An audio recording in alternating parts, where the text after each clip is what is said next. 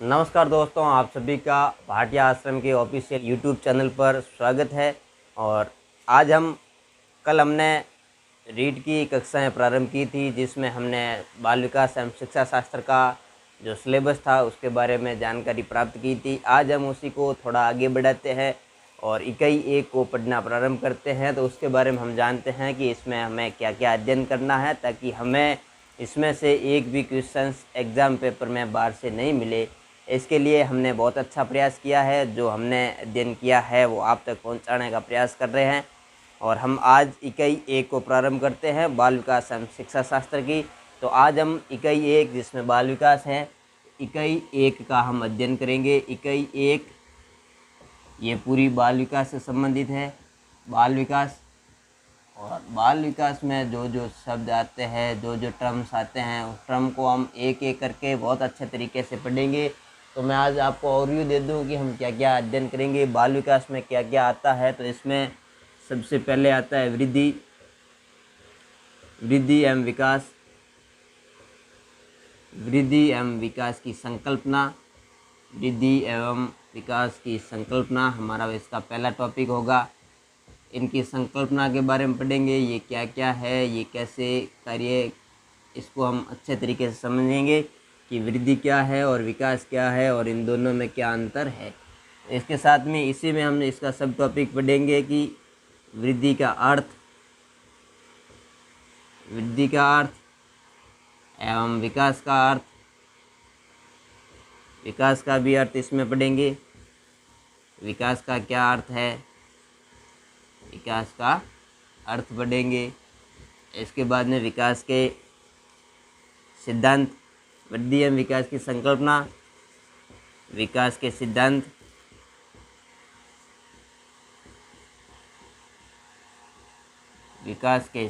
ये आज हमारा ओवरव्यू रहेगा। इन दोनों टॉपिकों को हम आज अध्ययन करेंगे और बाल विकास को थोड़ा सा जानेंगे। ये दोनों टॉपिक है वृद्धि एवं विकास, और इसका अंतर भी, वृद्धि एवं विकास का अंतर भी हम आज जानेंगे। तो ये हमारा आज का टॉपिक का आज हमारी क्लास रहेगी। इन दो मुख्य बिंदुओं पर हमारी आज की क्लास रहेगी। और इसके साथ में ही हम जानेंगे कि विकास की परिभाषा, विकास की क्या क्या परिभाषा हैं, विकास की परिभाषाएं भी पढ़ेंगे हम।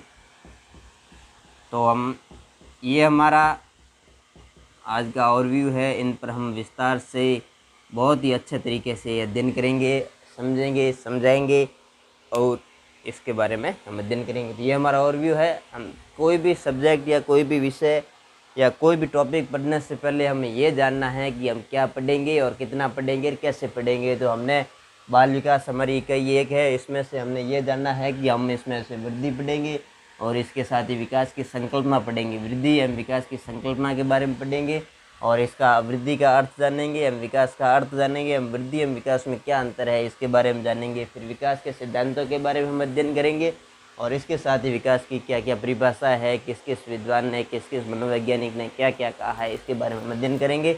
तो सबसे पहले हम जानते हैं कि बाल विकास क्या है। हमारे पास दो टर्म्स है, एक तो है मनोविज्ञान और एक है बाल विकास। इन दोनों में क्या क्या फ़र्क है, क्या होता है, ये बाल विकास के बारे में हम सबसे पहले जानते हैं कि बाल विकास क्या होता है। तो मनोवैज्ञानिकों का मानना है कि बाल विकास, बाल का मतलब होता है बालक। जैसे क्रो एंड क्रो ने और कई बहुत सारे मनोवैज्ञानिकों ने कहा है कि प्रथम 2 दशक, मतलब जन्म से लेकर या जन्म से पूर्व से लेकर के 20 वर्ष तक की आयु, इस आयु को हम बालक कहते हैं। और इसमें बालकों का विकास होता है। बालकों का कैसे विकास होता है, इसे हम बाल विकास की संज्ञा देते हैं। तो बाल विकास से हमारा अर्थ है कि बालक का जो, एक बालक जब से उसका जीवन प्रारंभ होता है और जीवन से प्रारंभ जब वो गर्भ में अपना जीवन धारण करता है, जन्म लेने से पहले उसका शरीर की जो जो प्रक्रियाएं होती है, उसका निर्माण होता है। बालक का एक विकास जाइगोट से होता है। तो जब से लेकर के बालक जब परिपक्वता प्राप्त कर लेता है, तब तक की जो हमारी उसकी यात्रा है, उसको कौन कौन सी समस्याओं का समाधान करना होता है, कैसे वो विकास को प्राप्त करता है। जब बालक जन्म लेता है तो पूरी तरह से वो दूसरे के ऊपर आश्रित होता है और धीरे धीरे वो कैसे आत्मनिर्भर बन जाता है। तो ये पूरी, जब तक बालक अपने शारीरिक रूप से, मानसिक रूप से एवं भौतिक रूप से जितने भी रूप से धार्मिक, सामाजिक, आर्थिक, नैतिक सभी प्रकार से वो परिपक्व हो जाता है, अपना एक कार्य करने के लिए तैयार हो जाता है। ऐसा नहीं, उसका पूरा शरीर मजबूत हो जाता है। तो इसी अवस्था में जब हम बालक के विकास के बारे में बात करेंगे तो ये हमारा बाल विकास है। तो बालक जब तक आमतौर पर हमें इसे 20 वर्ष तक की अवस्था मानते हैं।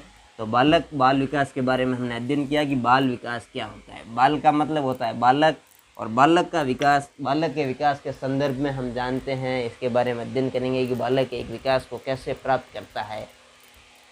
तो बाल विकास आप सभी को समझ में आ गया होगा। अगर अच्छा है कि ये हम जन्म से लेकर के और जन्म से पहले से लेकर के बालक जब परिपक्वता प्राप्त कर लेता है, इसे हम बाल विकास कहते हैं। और बहुत अहम बात यह है कि हमारे रीट में, सीटेट में बाल विकास से ही प्रश्न आते हैं, और हमारा पूरा टॉपिक और हमारा पूरा सिलेबस बाल विकास के आसपास ही घूमता है। तो अब हम सबसे पहले हमारा टॉपिक सिलेबस का पहला पार्ट शुरू करते हैं कि वृद्धि क्या होती है। हमारे पास 4 टर्म्स है, 4 शब्द है। एक है वृद्धि और दूसरा है विकास, ये हमारे पास 2 शब्द है। और तीसरा है हमारे पास परिपक्वता, और तीसरा है, चौथा है हमारे पास क्रम विकास। तो ये हमारे पास 4 शब्द है जो हमें काफ़ी मिलते जुलते नज़र आते हैं। कई मनोवैज्ञानिक, कई विद्वान लोग वृद्धि एवं विकास में अंतर नहीं कर पाते हैं, और ये चारों शब्द हमें एक जैसे नज़र आते हैं। वृद्धि क्या होती है, विकास क्या होता है, इन दोनों की संकल्पना हमारे सिलेबस में है, सिलेबस का अहम हिस्सा है। और वृद्धि और विकास का यूनिट 1 का जो पार्ट्स है, इसकी संकल्पना को हम जानेंगे, समझेंगे। इसी से रिलेटेड परिपक्वता है और क्रम विकास है। इन चारों के बारे में पहले हम थोड़ी जानकारी प्राप्त करते हैं, इसके बारे में बेसिक नॉलेज प्राप्त करते हैं कि ये आखिर में है क्या। तो आम तौर पर हम कहें तो वृद्धि हमारे शारीरिक रूप से जो भी हमारे शरीर में परिवर्तन आता है, शारीरिक रूप से हमारे शरीर में जो परिवर्तन आते हैं, शारीरिक परिवर्तन, इसे हम वृद्धि कहते हैं। और विकास में, वृद्धि और विकास दोनों में है। ये एक, इसको केवल मात्रात्मक कहते हैं। ये हमारे मात्रा के रूप में जो भी हमारे शरीर में, जैसे ऊंचाई, हमारे शरीर का बढ़ना, हमारे हड्डियों का विकास होना और मांसपेशियों का विकसित होना, ये सब हमारी वृद्धि में आते हैं। ऊंचाई बढ़ना, भार का बढ़ना, ये एक वृद्धि है।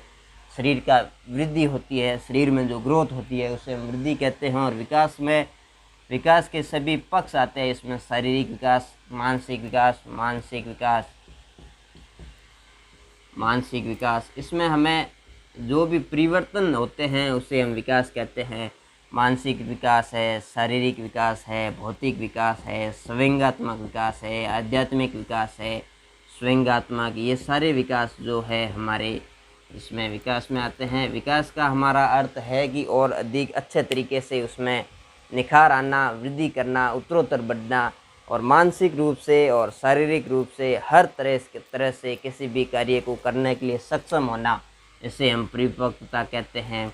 जैसे हमारे शरीर को, जैसे बालक जन्म लेते ही चलना नहीं सीख जाता, तो उसके लिए क्यों नहीं चलना सीखता, तो उसके लिए उसे परिपक्वता की ज़रूरत है। हमारे शरीर के अंगों की, हमारे शरीर के विभिन्न प्रकार के अंग है जो जिस कार्य को करने के लिए है, उस कार्य को करने के लिए जब सक्षम हो जाते हैं, शरीर के अंगों का किसी कार्य को करने के लिए, शरीर के अंगों का किसी कार्य को करने के लिए तैयार होना, किसी शरीर के अंगों का किसी कार्य करने के लिए तैयार होना ही परिपक्वता है, जिसे हम साधारण भाषा में समझते हैं। जैसे हम उदाहरण के द्वारा इसको समझते हैं, तो जैसे बालक जन्म लिया, तो बालक जन्म लेते ही चलना नहीं चल सकता, नहीं बोल सकता। क्यों नहीं बोल सकता? क्योंकि उसके अभी पैर है, हाथ है, पूरा शरीर है, उसके नियंत्रण में नहीं है, उसका विकास नहीं हुआ है, अभी बोल नहीं सकता। क्यों नहीं बोल सकता? क्योंकि उसके वोकल सिस्टम अभी इतना परिपक्व नहीं हो सका है जैसे हम बोल सके। जैसे हम कहते हैं कि कैसे परिपक्व नहीं हुआ, तो जैसे हमें किसी भवन का निर्माण करना है तो उसका जब तक उसकी नींव नहीं बनाएंगे तो उससे का ऊपर का भवन नहीं बनाते, तो इसका परिपक्व होना बहुत ज़रूरी है। तो ऐसे हम परिपक्वता कहते हैं। और एक विकास हमारे पास टर्म्स है और एक क्रम विकास है। क्रम विकास का अर्थ होता है कि जब एक पीढ़ी से दूसरी पीढ़ी में जब कोई उसमें पूरे ह्यूमन में चेंजेज आता है, उसका पीढ़ी से उसकी प्रजाति में परिवर्तन हो जाता है, उसे हम क्रम विकास कहते हैं। जैसे पहले हम बंदर थे, बंदर से हम मनुष्य बने, तो ये एक क्रम विकास का उदाहरण है। आशा करता हूँ कि ये चारों टर्म्स आपके समझ में आ गए होंगे। चारों शब्द बहुत अच्छे तरीके से मैंने समझाने का प्रयास किया कि आपके समझ में आ गए होंगे। अब हम वृद्धि एवं विकास में अंतर की बात करेंगे। ये आपकी संकल्पना दोनों वृद्धि एवं विकास की, शारीरिक परिपक्वता की, ये सभी आपके समझ में आ गई होगी। अब हम इसके बारे में आगे और बात करते हैं। ये 4 आम बात थी, हमने समझी। अब हम वृद्धि एवं विकास में और आगे जानकारी प्राप्त करते हैं कि वृद्धि क्या होती है, विकास क्या होता है, वृद्धि कैसे होती है और विकास कैसे होता है। इसके बारे में हम और विस्तार से जानते हैं। अभी हमने विकास, वृद्धि, परिपक्वता एवं क्रम विकास के बारे में अध्ययन किया, इसके बारे में जाना थोड़ी आम बात। अब हम जानते हैं कि विकास का अर्थ क्या होता है। तो विकास के अर्थ का शाब्दिक अर्थ जानते हैं हम। विकास का शाब्दिक अर्थ जानते हैं कि इसका शाब्दिक अर्थ क्या होता है। तो विकास का शाब्दिक अर्थ होता है कि और अधिक प्रगति करना,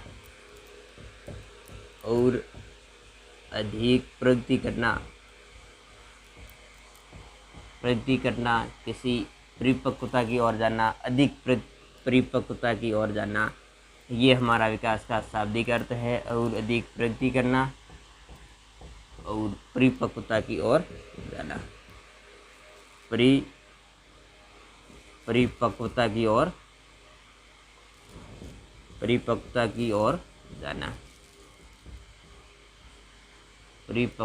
ओर जाना भी हमारा विकास है। और इसमें ज़्यादा से ज़्यादा प्रकटीकरण करना,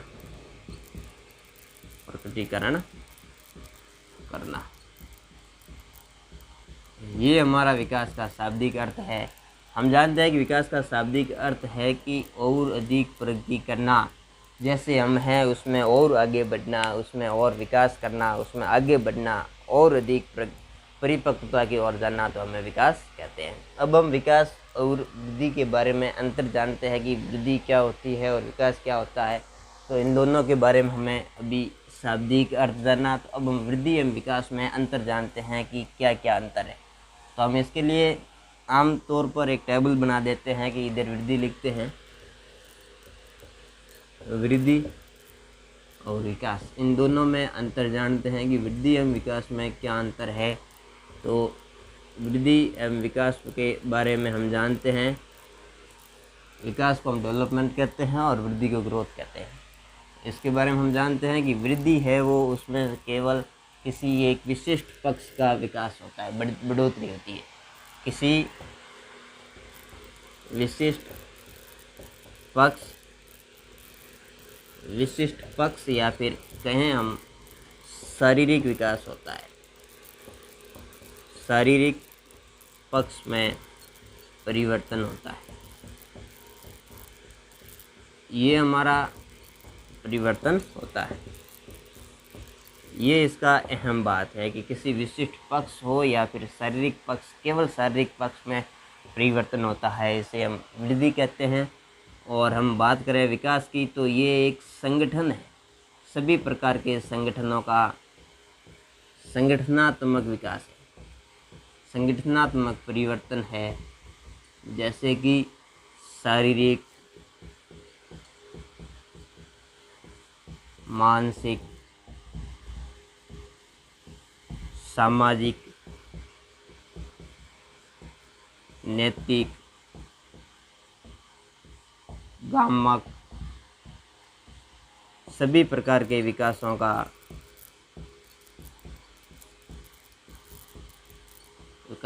संगठन है। इनमें जो परिवर्तन होते हैं, इन सभी में जो परिवर्तन होते हैं उसे हम विकास कहते हैं। इन सभी में होने वाले परिवर्तनों को हम विकास कहते हैं। परिवर्तनों को विकास कहते हैं। विकास का हमें सीधा साधा अर्थ समझ में आ गया कि एक विशिष्ट पक्ष में जो परिवर्तन होते हैं, जैसे केवल शारीरिक रूप में, जैसे कि ऊंचाई,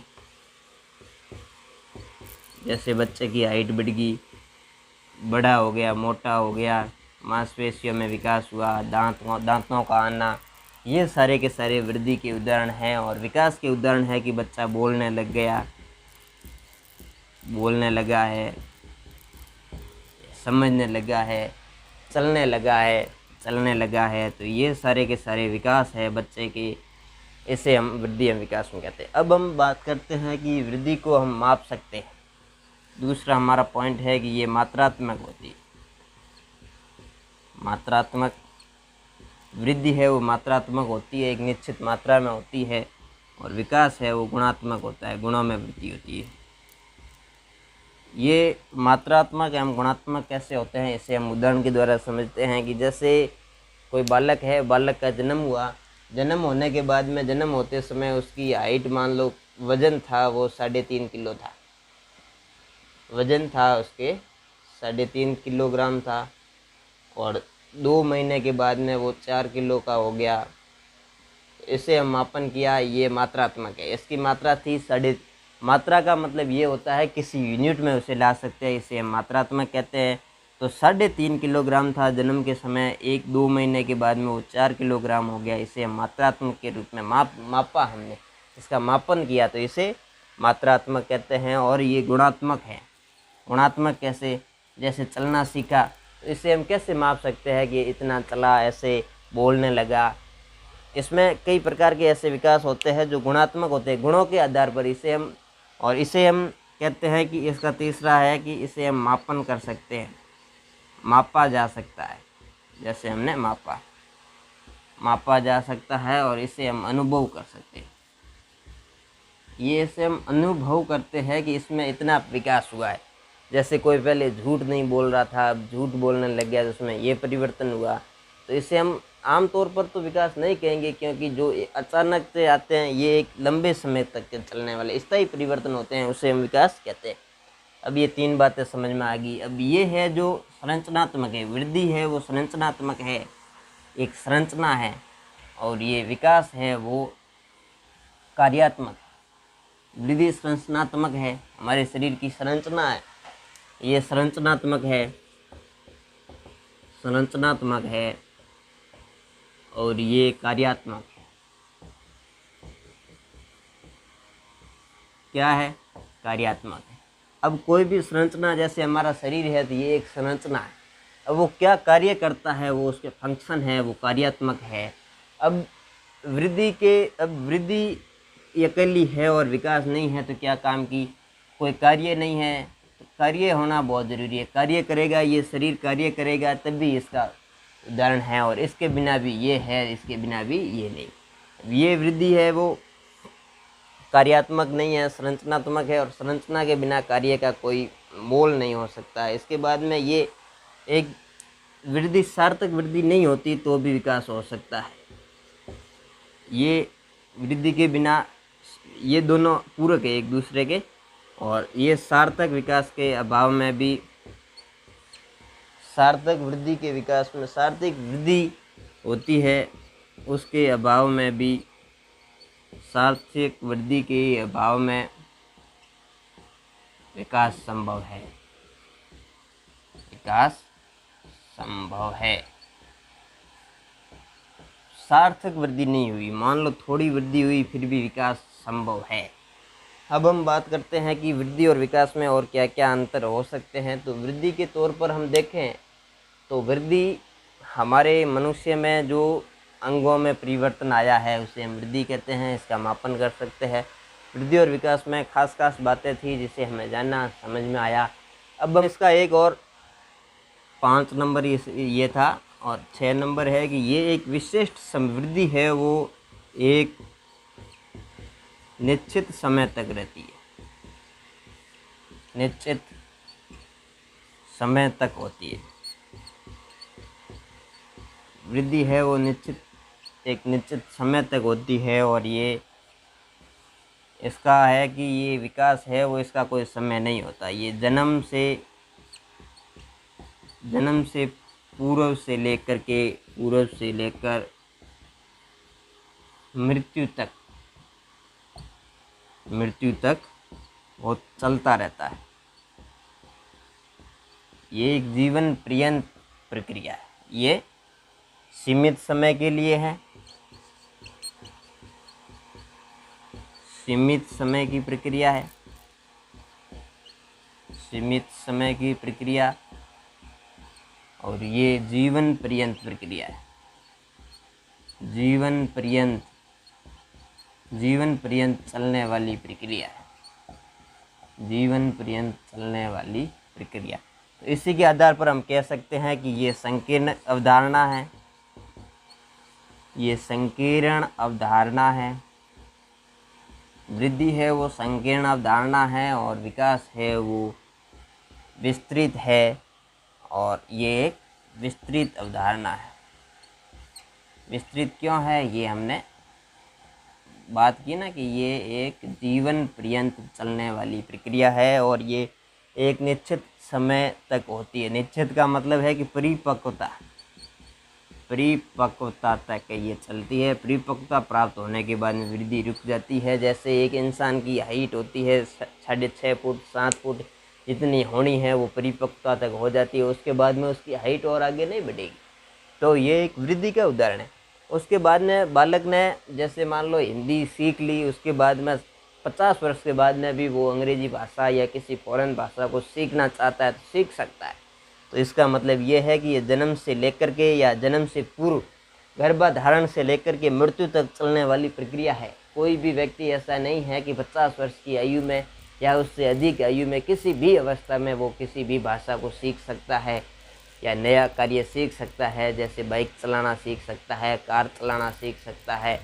तो ये एक जन्म से पूर्व यानी गर्भाधारण से लेकर के मृत्यु तक चलने वाली प्रक्रिया है। ये जीवन पर्यंत चलती है, इसलिए इसे विस्तृत अवधारणा कहते हैं।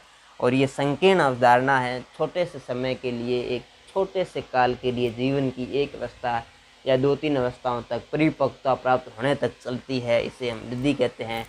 तो हमने वृद्धि एवं विकास में बहुत सारे अंतर जाने। उसमें एक अंतर ये है कि जो वृद्धि है उसमें जो भी परिवर्तन होते हैं जो हमें मूर्त रूप में सामने दिखते हैं, और जो विकास है वो अमूर्त तौर पर जो भी परिवर्तन होते हैं, कुछ परिवर्तन हमें दृष्टिगोचर होते हैं, कुछ दिखाई नहीं देते। तो इसके लिए हमें इसे अमूर्त परिवर्तनों की श्रेणी में भी रख सकते हैं। तो वृद्धि और विकास के जो भी अंतर थे, उसके बारे में जो भी उसके कॉन्सेप्ट थे, उसके बारे में हमने विशेष विस्तृत अध्ययन जानकारी प्राप्त की, अर्जित की। अब हम सीधे चलते हैं कि विकास के सिद्धांत कौन कौन से हैं। जो भी हम विकास करते हैं, बच्चा जब भी जन्म लेता है तब वो पूर्ण रूप से दूसरों पर आश्रित होता है। जब वो धीरे धीरे कैसे वो स्वयं आत्मनिर्भर बन जाता है, तो इसकी जो भी ये विकास होता है कि एक बच्चा जो दूसरों पर पूर्ण रूप से आश्रित है, वो धीरे धीरे कैसे आत्मनिर्भर बन जाता है, वो कौन कौन से चरणों से गुजरता है, किन किन सिद्धांतों के द्वारा वो अपने आप को आत्मनिर्भर करता है, परिपक्व बन जाता है। तो इसके लिए हम सीधे सबसे पहले विकास के जो सिद्धांत हैं इनके बारे में विस्तृत एवं बहुत ही साधारण तरीके से, बहुत ही अच्छे तरीके से, जो आराम से समझ में आ जाए। और ये हमारी गारंटी है कि एक बार आपके समझ में आ गया तो आप इसको कभी नहीं भूलोगे। और ये विकास के सिद्धांत है, इनमें से एक क्वेश्चन पक्का आने वाला है आपकी रीट में, तो इसको रट लो, इसको अच्छे तरीके से समझ लो कि ये हमारा एग्ज़ाम पेपर है और उसके लिए ही हम पढ़ रहे हैं। एग्ज़ाम पेपर में यहाँ से एक क्वेश्चन पक्का आएगा, वो भी अप्लाइड आएगा। हम आपको बहुत अच्छे तरीके से, अच्छे उदाहरणों से समझाने का प्रयास करेंगे। तो हमारे विकास के जो सिद्धांत है, इसमें पहला विकास का हमारा सिद्धांत है, विकास एक सतत प्रक्रिया है। विकास है वो एक सतत प्रक्रिया है, मतलब निरंतर चलने वाली प्रक्रिया है। ये निरंतर चलती है, एकदम लगातार चलती है। कभी धीरे चलती है, कभी धीरे तो कभी तेज, कभी धीरे तो कभी तेज, लेकिन ये चलती रहती है। निरंतर का मतलब ये सतत प्रक्रिया है, मतलब कंटिन्यूस चलने वाली प्रक्रिया है। ये कभी धीरे चलेगी तो कभी तेज चलेगी, लेकिन चलेगी ज़रूर। इसे हम निरंतर चलने वाली प्रक्रिया कहते हैं। स्किनर ने इसके बारे में कहा है कि ये विकास जो निरंतर चलता है, सतत चलता है, इसका मतलब एक ही अर्थ है कि ये कभी भी आकस्मिक तौर पर हमारे सामने नहीं आता। इसके आगे कई सिद्धांत है, इसके बारे में हम अध्ययन करेंगे, लेकिन इसका अर्थ ये हुआ कि विकास धीरे धीरे धीरे धीरे होता हुआ एकदम सामने नहीं आता। जैसे हम बालक बोलते हैं कि सतत प्रयास करते हैं चलने के लिए। जब बालक का जन्म होता है तो रोने से लेकर के एक ऐसी अवस्था आती है, उस अवस्था तक वो बोलना शुरू कर देता है। तो ये धीरे धीरे धीरे धीरे निरंतर प्रयास किया तब वो बोलना सीखा उसने। जब बालक चलना सीखता है तो उसने पहले धीरे धीरे पहले वो सोता रहता है, फिर करवट लेता है, फिर घुटनों के बल चलता है, उसके बाद में वो एक बार खड़ा होता है, गिरता है, फिर चलना सीखता है। तो ये भी एक निरंतर बहुत सारे प्रयास किए, उन प्रयासों का एक रिजल्ट है कि वो धीरे धीरे प्रयास करते करते एकदम चलने नहीं लगा। बहुत बार प्रयास किए, अभ्यास किया, उसके बाद वो चलने लगा। तो इसका मतलब ये हुआ कि स्किनर ने कहा कि एकदम आकस्मिक नहीं होता। मतलब ये है कि बच्चे का आज जन्म हुआ और आज ही उसने चलना शुरू कर दिया, 2 महीने के बाद में काम पर जाना सीख गया और सभी के सामने डीलिंग, हर किसी के बातों को समझने लग गया। ऐसा नहीं होगा, आकस्मिक नहीं होगा, एकदम धीरे धीरे अपनी अवस्थाओं के अनुसार में उसका निरंतर विकास होता रहेगा। कभी धीरे होगा तो कभी तेज होगा, लेकिन चलता निरंतर चलता रहेगा। निरंतरता का ये सिद्धांत है, सतत चलता रहेगा। इसके बाद में हमारे पास दूसरा विकास का सिद्धांत है कि ये विकास है वो व्यक्तिगत प्रक्रिया है। व्यक्तिगत प्रक्रिया का मतलब होता है कि किसी बच्चे में ये तेज होगी तो किसी में ये धीमी होगी, लेकिन होगी सभी में। जो भी अवस्थाएं होती है उन सभी अवस्थाओं का व्यक्ति के आनुवंशिक एवं वातावरण के अनुसार ये प्रक्रिया है जो व्यक्तिगत होती है। किसी बालक का शरीर अच्छा एवं सुडौल है, उसका आनुवंशिक तौर से वो अच्छा है, उसका वातावरण अच्छा है, तो उसकी जो विकास की प्रक्रिया है वो तेज होगी। और किसी को आर्थिक रूप से कमज़ोर है, उसका शारीरिक रूप से दुर्बल है, तो उसमें जो विकास की प्रक्रिया है वो धीमी होगी, लेकिन होगी सभी में। इसमें व्यक्तिगत भिन्नता होती है, किसी में तेज विकास होता है तो किसी में धीमे होता है। तो ये एक व्यक्तिगत प्रक्रिया है। और तीसरा हमारा जो विकास का सिद्धांत है, ये सिद्धांत ये है कि विकास एक सुव्यवस्थित क्रम में होता है। विकास का जो क्रम होता है वो एक निश्चित है। जैसे हर किसी देश में, किसी धर्म के, कहीं के भी, किसी भी संस्कृति के बालक को देखिए, जब उसका चलना होता है तो वो कैसे चलेगा, इसका एक क्रम निश्चित है। कि ऐसा नहीं है कि बालक का जन्म हुआ, जन्म होते ही दौड़ने लग गया, या जन्म हुआ, जन्म होते ही बोलने लग गया कि आप क्या कर रहे हो, आपकी बातों को समझने लग गया। तो ये इसका एक जो विकास का क्रम है वो सुनिश्चित है, सुव्यवस्थित है। कि बालक जब बोलना सीखेगा तो पहले जब जन्म होते ही वो रोएगा, रोने के बाद में बहुत बार प्रयास करेगा, मुंह से ऐसी कई ध्वनियाँ निकालेगा जिसका हमें समझ में नहीं आता। फिर वो एक सामान्य सी प्रतिक्रिया देगा कि हर बालक हर किसी को अपनी माँ कहेगा। उसके बाद में सामान्य धीरे धीरे होते हुए वो एक विशिष्ट शब्द बोलना लगेगा। तो ये एक सुव्यवस्थित क्रम है। इसके बाद में हम इसका और शारीरिक तौर पर लें तो बालक जब जन्म होता है तो बालक का जन्म होते ही वो चलना फिरना दौड़ना नहीं सीख लेता। जन्म होने के कुछ दिनों तक वो सोता ही रहेगा, फिर उसका और विकास होगा तो इधर उधर देखेगा। उसके बाद में करवट लेने का धीरे धीरे उसके जो वातावरण है और उसके संसार है उसमें वृद्धि होती है। तो ये एक विकास का जो क्रम है वो निश्चित है, व्यवस्थित है, सुव्यवस्थित तरीके से होता है। तो बालक जब करवट लेगा, करवट लेने के बाद में बैठा रहेगा, बैठे रहने के बाद में वो घुटनों के बल चलेगा, फिर खड़ा होगा, गिरेगा, खड़ा होने के बाद में वो चलेगा धीरे धीरे, फिर दौड़ना शुरू कर देगा। तो ये भी एक सुव्यवस्थित क्रम से इसका विकास का एक सुव्यवस्थित क्रम होता है और उसी क्रम में होता है। और विकास के विभिन्न अवस्थाएं होती है, उन अवस्थाओं के आधार पर भी होता है, आधार से ही होता है। जैसे श्रेष्ठावस्था, फिर बाल्यावस्था, फिर किशोरावस्था। एक अवस्था दूसरी अवस्था के लिए उसका बहुत अच्छा कारण बनती है। एक अवस्था में उसका विकास अच्छा हुआ है तो दूसरी अवस्था में उसका विकास अच्छा होगा। ये भी एक सुव्यवस्थित क्रम होता है। फिर चौथा हमारे पास विकास का सिद्धांत है दिशा का सिद्धांत।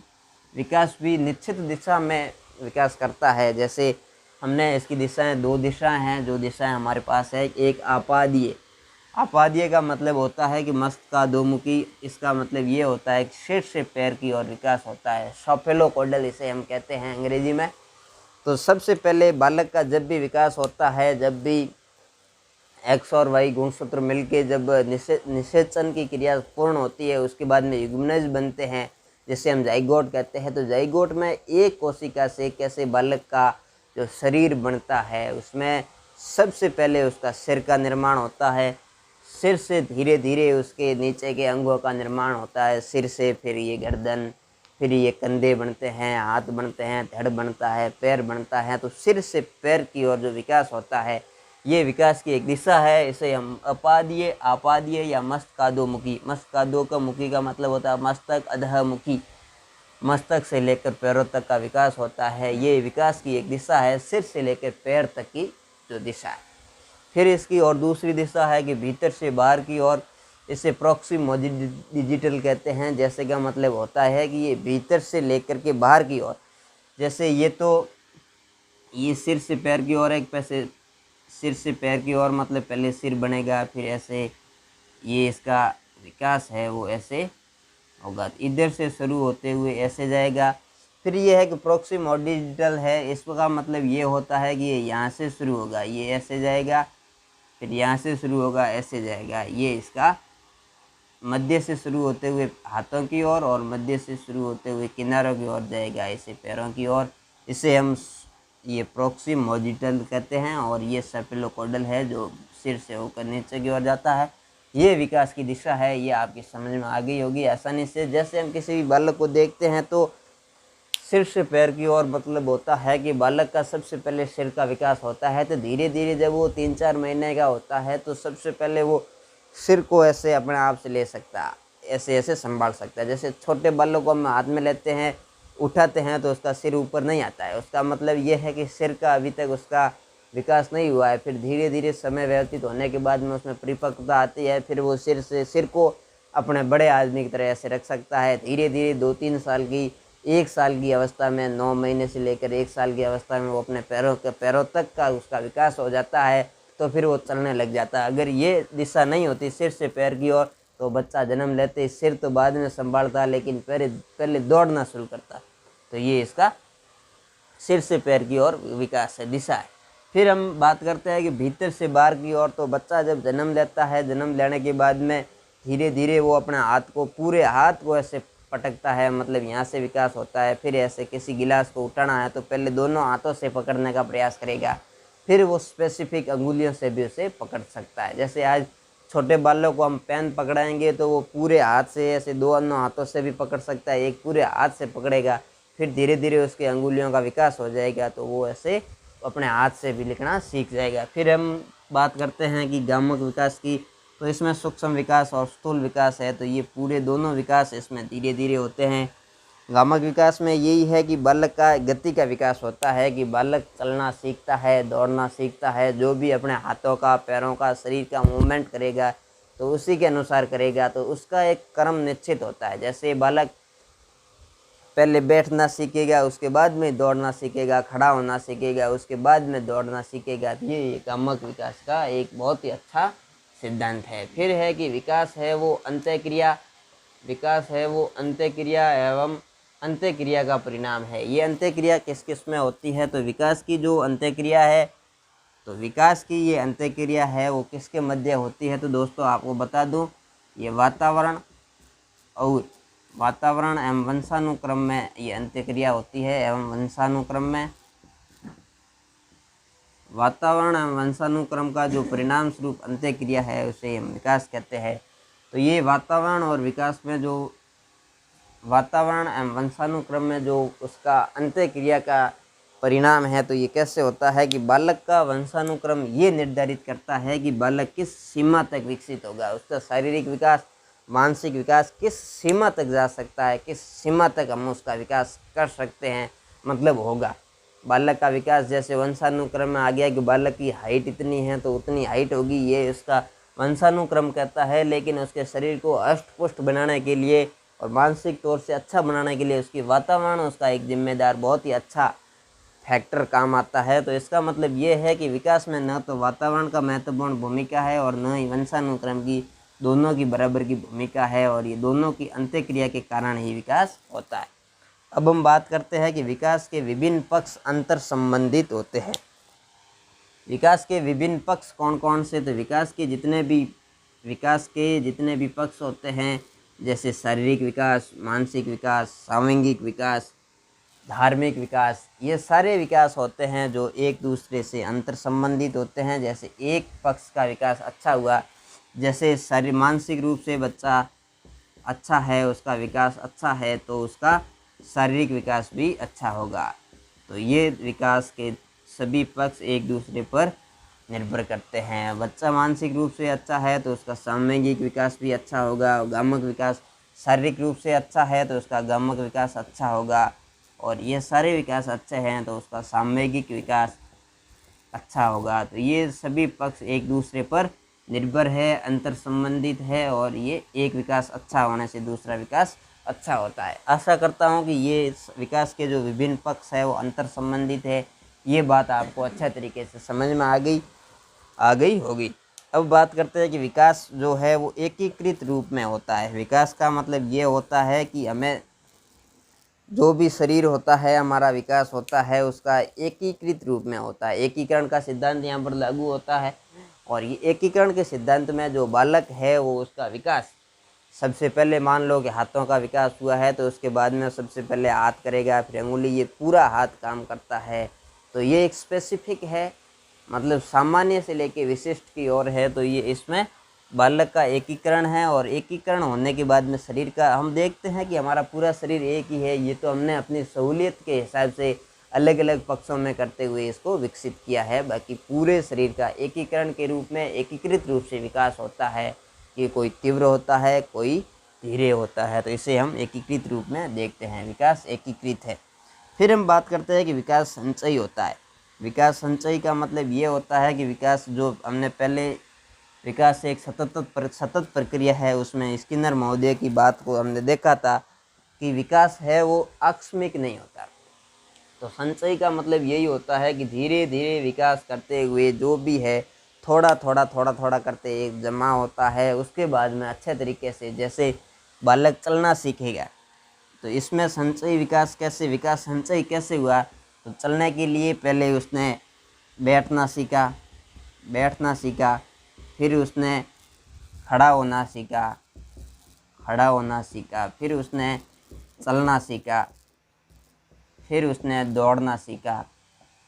तो ये है वो एक विकास का संचयी क्रम है। दौड़ना सीखने के लिए उसने क्या क्या संचित किया? पहले चलना, ये इसके बाद में ये संचित, ये सारे संचित एकीकृत रूप में इसके पास आए। फिर उसने दौड़ना सीखा, दौड़ने के बाद में खेलना सीखा, खेल करके उसने कुश्ती, बड़े बड़े पहलवानों को भी हराना सीखा। तो ये एक विकास का संचयी क्रम है। अब इसके बाद में ये हमने इसमें लिया शारीरिक विकास में। अब हम इसको मानसिक तौर पर देखते हैं, भाषिक तौर पर देखते हैं। तो भाषा का विकास इस सिद्धांत के अनुसार कैसे होता है? जैसे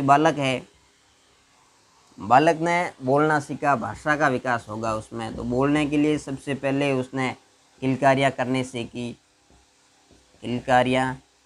फिर उसने कोई एक शब्द को दोहराना सीखा, फिर उसने माँ शब्द का निकाला, फिर कोई उसने विशेष शब्द का उच्चारण किया। तो ये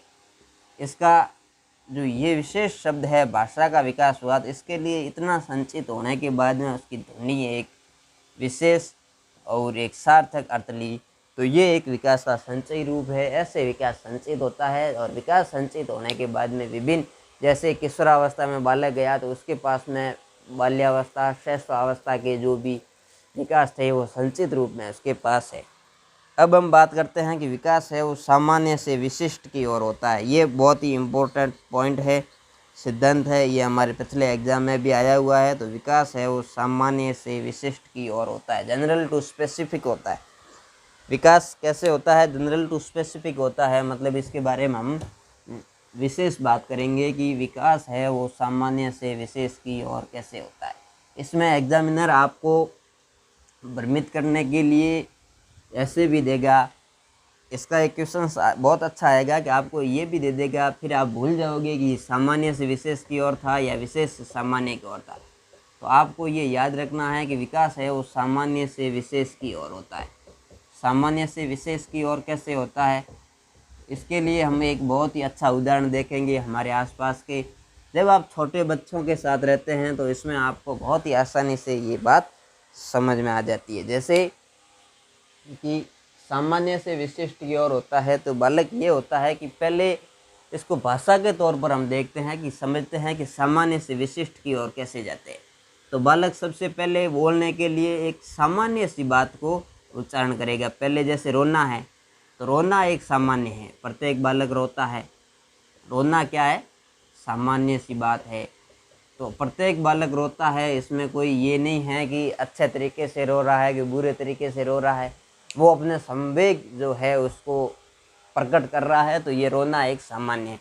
रोने से बालक ने थोड़ा बहुत बोलना सीखा, जैसे हंसना सीखा, बोलना सीखा। हंसने के बाद में उसने बोलना एक एक अक्षर या एक एक अक्षर बोलना सीखा, एक एक अक्षर। फिर उसने एक शब्द सीखा, और शब्द में भी क्या सीखा उसने, माँ शब्द सीखा।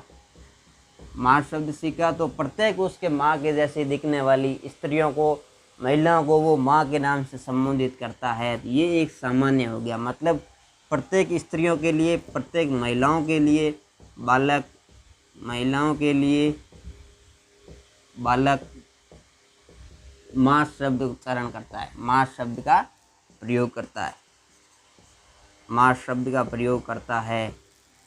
तो या फिर वो पापा कहता है किसी व्यक्ति को, तो ये एक सामान्य सी प्रक्रिया होगी। अब ये विशिष्ट की ओर कैसे जाएगा, तो धीरे धीरे उसका विकास होगा, थोड़ा और विकास होगा तो फिर वो क्या करेगा, फिर उसका विकास और होगा तो फिर वो क्या करेगा कि प्रत्येक व्यक्ति को उसके माँ की और माँ के जैसी दिखने वाली प्रत्येक महिला को उसकी माँ के जैसी दिखाई देने वाली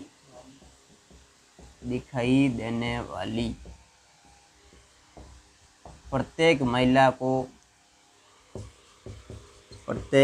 को वह बालक माँ नहीं कहेगा, वह बालक माँ नहीं कहेगा। तो ये क्या हुआ कि ये सामान्य स्थिति थी, फिर ये विशिष्ट स्थिति आ गई, विशिष्ट स्थिति आ गई। तो विकास है वो सामान्य से विशिष्ट की ओर आया। कैसे आया ये समझ में आ गया। तो वो फिर माँ के लिए, अपनी माँ के लिए अपना माँ कहेगा, फिर अपने जो भी चाची है तो उसे चाची के नाम से जाना जाएगा, माँ, मम्मी, दादी, सभी को अलग अलग नाम से वो उच्चारित करेगा। तो ये एक सामान्य, ये जो माँ थी वो सामान्य से, ये सामान्य स्थिति थी, और ये विशिष्ट स्थिति थी। इसे हम सामान्य से विशिष्ट की ओर। आशा करता हूँ कि ये आपके अच्छे तरीके से समझ में आ गया। अब बात करते हैं कि इसका जो क्वेश्चंस है वो कैसे आएगा। पिछले एग्जाम में इसका क्वेश्चंस आया था कि निम्न में से विकास का सिद्धांत नहीं है। कैसे सवाल आया कि निम्न में से विकास का सिद्धांत नहीं है। क्वेश्चंस आया निम्नलिखित में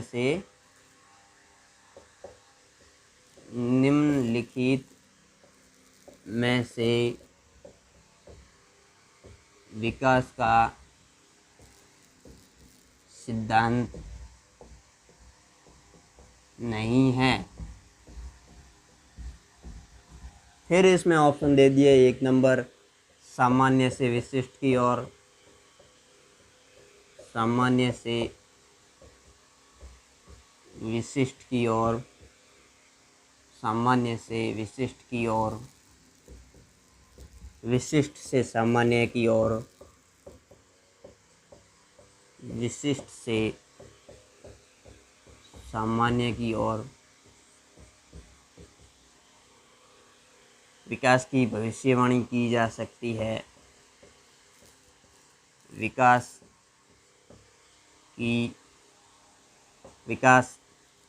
एक सतत प्रक्रिया है। और हम चौथा ऑप्शन लिख देते हैं कि विकास विकास संचयी होता है। विकास संचयी होता है। तो हमने विकास के सिद्धांत पढ़े, इनमें से हमने एक प्रश्न पढ़ लिया कि सामान्य से विशिष्ट की ओर होता है और विशिष्ट से सामान्य की ओर होता है। तो ये हमें एग्जाम में बहुत ही कन्फ्यूजन करने वाला है कि सामान्य से विशिष्ट था या विशिष्ट से सामान्य था। तो हमने एक ही बात याद रखनी है कि बालक सबसे पहले सभी को माँ कहता है, तो सभी के लिए एक कॉमन शब्द होता है, उसे हम सामान्य कहते हैं। उसके बाद में हर किसी को काकी कहता है, दादी को दादी कहता है और बुआ को बुआ कहता है। तो ये से सबसे पहले बालक क्या कहता है, सामान्य से विशिष्ट की ओर। सभी को माँ कहता है तो ये सामान्य हो गया। उसके बाद में तो ये भी इसका सिद्धांत है, विकास एक सतत प्रक्रिया है, ये भी विकास का सिद्धांत है। और विकास संचयी होता है, ये भी इसका सिद्धांत है। लेकिन विशिष्ट से सामान्य की ओर ये इसका सिद्धांत नहीं है। ये आपको ऐसा सवाल आएगा और ऐसे क्वेश्चंस में आपको ये नहीं शब्द है, इस पर विशेष ध्यान देना है। जब तक आपको ये समझ में नहीं आएगा तो आपका ये पूरा सारे पढ़े हुए हैं, जब तक क्वेश्चंस सही तरीके से नहीं पढ़ोगे तो आंसर नहीं कर पाओगे। और सामान्य से विशिष्ट की ओर है, ये वेरी इम्पोर्टेंट है, इससे क्वेश्चंस आएगा, ये भ्रमित करने वाला शब्द है। फिर हमारे पास अगला इसका सिद्धांत है कि विकास की भविष्यवाणी की जा सकती है। विकास की भविष्यवाणी की जा सकती है। विकास की भविष्यवाणी कैसे की जा सकती है, इसको हम जानते हैं कि विकास की भविष्यवाणी जैसे किसी एक अवस्था में बालक शारीरिक रूप से सुदृढ़ है, अच्छा है, तो उसमें हम ये जानते हैं कि बालक की जो भविष्यवाणी है कैसे, जैसे बालक विकास की भविष्यवाणी की जा सकती है। तो उसमें बालक स्वस्थ है, सुदृढ़ है, तो उसके आधार पर हम ये कह सकते हैं कि उसका शारीरिक विकास अगली अवस्था में भी अच्छा होगा। अगर पहली एक अवस्था में बालक पढ़ने में अच्छा है, दौड़ने में अच्छा है, तो हम ये कह सकते हैं कि अगली अवस्था में भी वो अच्छे तरीके से उसमें पार्टिसिपेट करेगा, अच्छी और उसमें प्रगति करेगा, ये कह सकते हैं। फिर हम अगला सिद्धांत इसमें पढ़ते हैं कि बालक एवं बालिकाओं में विकास की दर भिन्न होती है। बालक एवं बालिकाओं में विकास की दर है वो भिन्न होती है। भिन्न कैसे होती है, इसको हम जानते हैं कि बालक और बालिका है जो उनके विकास की दर भिन्न कैसे होती है। तो बालिका की जो विकास है वो पूर्व किशोरावस्था के प्रारंभ में उनका वजन है, उनकी ऊंचाई है, उनके जो भी परिपक्वता है वो बालक की दृष्टि से बालिकाओं में पहले आ जाती है। और जब किशोरावस्था के अंत में बालकों की जो भार एवं वजन है वो बालिकाओं से ज़्यादा हो जाता है। तो इनके जो भी दर है, इन दर में जो परिवर्तन आता है, इसे हम ऐसे समझते हैं। फिर हम अगले सिद्धांत की बात करें तो विकास है वो लंबवत होता है, लंबवत न होकर के वर्तुलाकार होता है। कैसे कि विकास लंबवत न होकर के वर्तुलाकार होता है। वर्तुलाकार होता है। इसका मतलब क्या है कि इसका मतलब ये है कि विकास ऐसे लंबवत सीधा नहीं होता। जैसे बालक जन्म लेने के बाद में जिस गति से चलता है उसी गति से आगे भागेगा, ऐसे नहीं होता। कैसे होगा कि बालक का जो वर्तुलाकार का मतलब होता है कि ऐसे, समझ में आ गया ना, यहाँ से आगे जाएगा, फिर आगे बढ़ेगा, फिर एक बार वापस आएगा, फिर आगे जाएगा, फिर वापस आएगा, फिर आगे जाएगा, ऐसे धीरे धीरे ऐसे बढ़ता है। तो ये वर्तुलाकार में होता है, एकदम सीधा नहीं जाते हुए वर्तुलाकार में होता है। ये ऐसे वर्तुलाकार में क्यों होता है कि जो विकास होता है उसको वापस स्थायी करने के लिए विकास एक बार वापस आता है, आगे जाता है, धीरे धीरे निरंतर चलने वाली प्रक्रिया है विकास। ये वर्तुलाकार में आगे जाता है। और अब बात करें कि अगला इसका क्या सिद्धांत है, तो इसके बारे में हम बात करें तो विकास में जो परिपक्वता अधिगम है उसकी भूमिका भी महत्वपूर्ण होती है कि परिपक्वता है उसका विकास में। अगली हम बात करें तो विकास में परिपक्वता परिपक्वता एवं अधिगम की भूमिका महत्वपूर्ण होती है। कैसे होती है कि विकास में परिपक्वता एवं अधिगम कि एक व्यक्ति का जितना अच्छा परिपक्व होगा उसका विकास अच्छा होगा, और सीखने से निरंतर अभ्यास एवं अनुभव के द्वारा जो बालक सीखता है उसकी परिपक्वता अच्छी होती है, तो उसका विकास भी उसकी तुलना में, दूसरों की तुलना में अच्छा होगा। अब हम बात करते हैं कि विकास की जो प्रत्येक अवस्था है, अगले सिद्धांत की बात करें तो इसका सिद्धांत ये है कि विकास की जितनी भी अवस्थाएं होती हैं उनके प्रत्येक अवस्था की या प्रत्येक आयाम की अवस्था के अपने जोखिम होते हैं।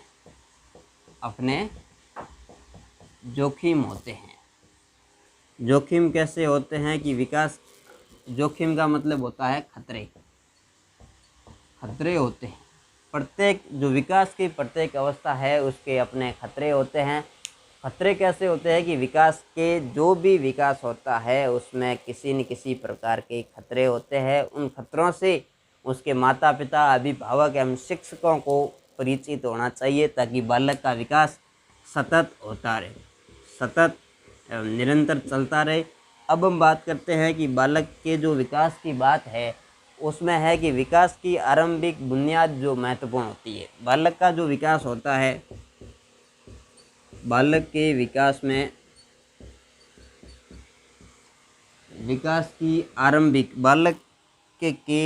की आरंभिक बुनियाद होती है, जो बुनियाद वह महत्वपूर्ण होती है। महत्वपूर्ण कैसे होती है? वह महत्वपूर्ण होती है। महत्वपूर्ण का मतलब ये होता है कि बालक का जो प्रारंभिक विकास होता है वो अन्य सभी विकासों के लिए एक नींव का कार्य करता है। तो इसके लिए ये बहुत ही महत्वपूर्ण है कि बालक की प्रत्येक अवस्था दूसरी अवस्था के लिए एक बुनियाद का कार्य करती है। इसके लिए हमें ये अब हम बात करते हैं कि जो विकास है वो प्रत्येक अवस्था में जोखिम होती है। अब हम बात करते हैं कि सांस्कृतिक परिवर्तन से प्रभावित होता है। विकास पर संस्कृति का प्रभाव पड़ता है। विकास